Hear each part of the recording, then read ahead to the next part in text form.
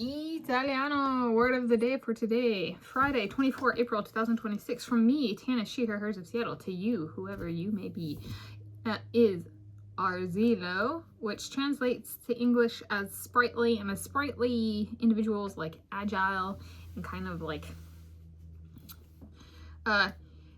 possessing of like energy, but not necessarily like high energy or low energy. There's just like energy. So there we go. And I was trying to think of something that incorporates me, the people I live with, and the critter I live with, Dog, and then the subjects of the books I have read, am reading, or are about to read. So it's kind of like a books list. And I intend to see Michael 2026 film today. It's opening day / release date for a biographical motion picture about Michael Jackson. And so there's one of them, then there's Nero, the 2,000-year-old emperor of Rome, or I should say. There's Bill Gates, a tech leader, who's older than, I think, per his birthday in here, than any of the people I live with, or Dog, so far as I'm aware. Maybe Dog's really like 1,000 years old. He's like, Nero adopted me and sent me your way. And then Edward Snowden. And so Michael Jackson is a kind of, how is he dead? And they're still putting out this, very like well choreographed, appropriately modulated, energetic biographical motion picture. He's sprightly. He has what so Arzillo in Italiano. Then there's Nero, who somehow managed to do things that entire industries exist, and he did it all at the highest level repeatedly. So it's just kind of like, well, there's energy there somewhere, including agility and sports performance. Then there's Bill Gates, who's somehow every time, it's kind of a rhyme with the next one, he's always has something going on whenever I check on him. And like, we both live in the Seattle area or something like that at some point. And so they're from the Seattle area. So there's always something about Bill Gates, and it seems to always be new. And then there's the guy who's somehow, like, it's the same story, but he's always doing something. And it's like this book. I was like, he wrote a book?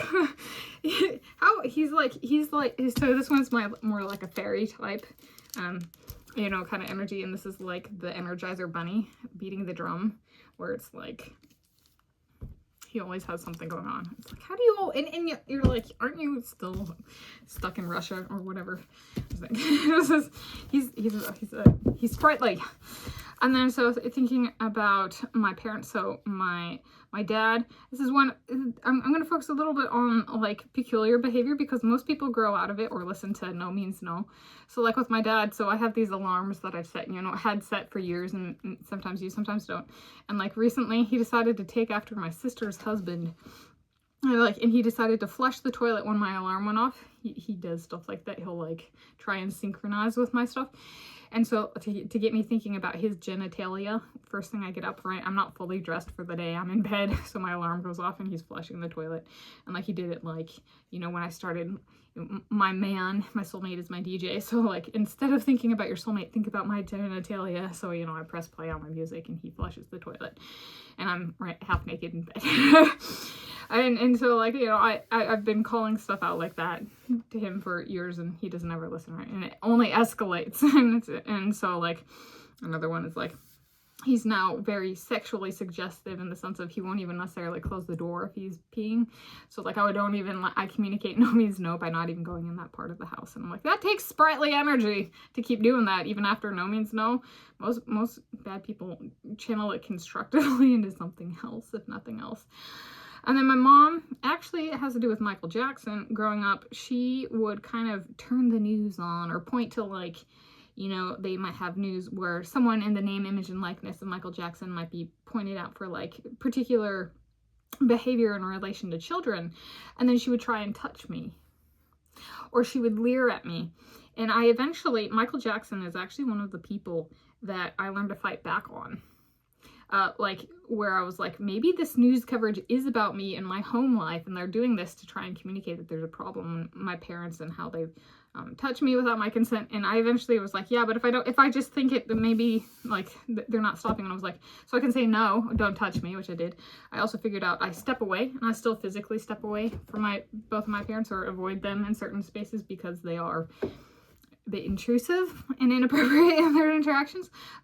So it's a sprightly thing though, because there's energy taken into trying to touch me, right? So that kind of thing is just kind of like, even though I'm not okay with it, there's still like it's an attribute, right? There's sprightly, and then.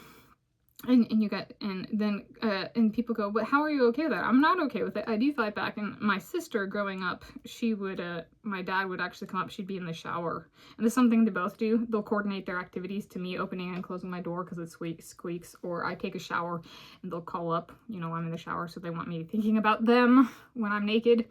It was worse for my sister growing up. My dad would come up and knock on the door when she was showering. The shower is on the other side of this wall, or the bathroom's on the other side of this wall. And the shower's in there. And so I would hear it growing up, and I remember I thought I could mind control. Could I? I don't know. I was like, I don't know if mind control is real. But he would come up and he would knock on the door, and I was sitting here and I'd be like, don't touch the doorknob. Okay. That was how I protected my sister. And so some way my sister, what she's done more recently, she was fighting back. So I'm proud of her on that. And as in the past few years, she's done. And then for Kona Dog and I, we've developed sprightly energy in the house routines for when my parents are gone, and treat it kind of like a sprightly therapy, be it belly rubs, a particular treat at a particular time, talking. And he's like gotten really good at communicating and like pointing to different food options, or like maybe he wants me to do something, or talk about something that I go out and do, or that kind of thing. Keep him filled in throughout the day. So that's become more sprightly as well. And he likes to dig in the garden. He's agile in that sense too. So when I go out and pick up peanut shells, he's present at least some of the time. So in English is sprightly, in Italiano as Arzillo.